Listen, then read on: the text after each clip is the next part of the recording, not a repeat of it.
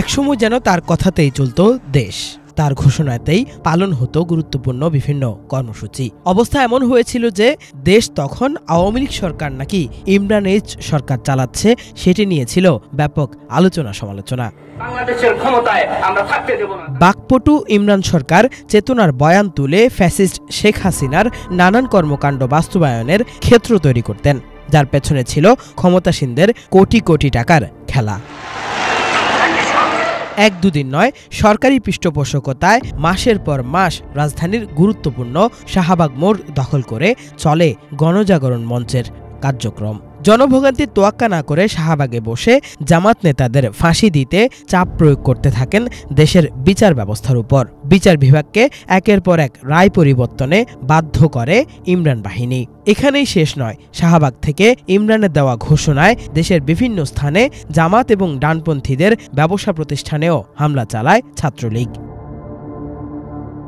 ভাঙচুর চালানো হয় ইসলামী ব্যাংক, রেটিনা সহ বিভিন্ন প্রতিষ্ঠানে। অভিযোগ আছে হামলার ভয় দেখিয়ে বিভিন্ন প্রতিষ্ঠান থেকে চাঁদাও তুলত তারা। কিন্তু আওয়ামী লীগের ঘরে থাকা বড় বড় রাজাকারের বিষয়ে ছিল একেবারেই নিশ্চুপ, বরং অনেককে মন্ত্রী এমপি বানাতেও ছিল এক ধাপ এগিয়ে।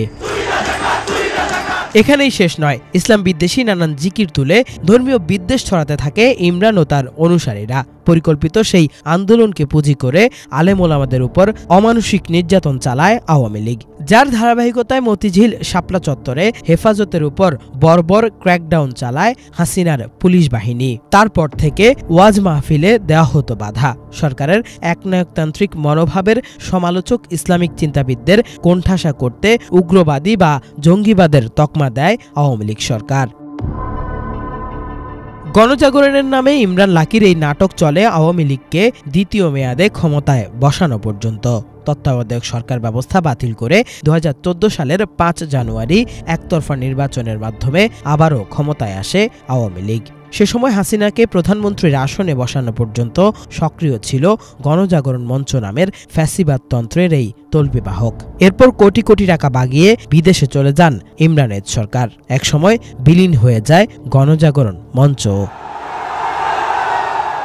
তবে গণ অভ্যুত্থানের মুখে শেখ হাসিনা দেশ ছেড়ে পালানোর পর আবারও সরব হওয়ার চেষ্টা করছে ইমরান এইচ সরকার। নিরাপদে বিদেশে বসে গণহত্যায় অভিযুক্ত হাসিনার পক্ষ নিয়ে সামাজিক যোগাযোগ মাধ্যমে প্রতিনিয়ত ছড়াচ্ছে গুজব ও উত্তেজনা।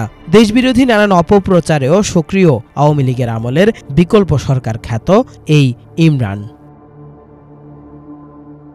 সামাজিক মাধ্যমে ইমরান এইচ সরকারের প্রতিটি পোস্টে চলছে নানান সমালোচনা। ফ্যাসিবাদ কায়েম, অপপ্রচার ও গণহত্যায় সহযোগী হিসাবে তাকে দেশে এনে বিচারের দাবিও করেছেন অনেকে। কেফায়েত শাকিল, বাংলা ভিশন।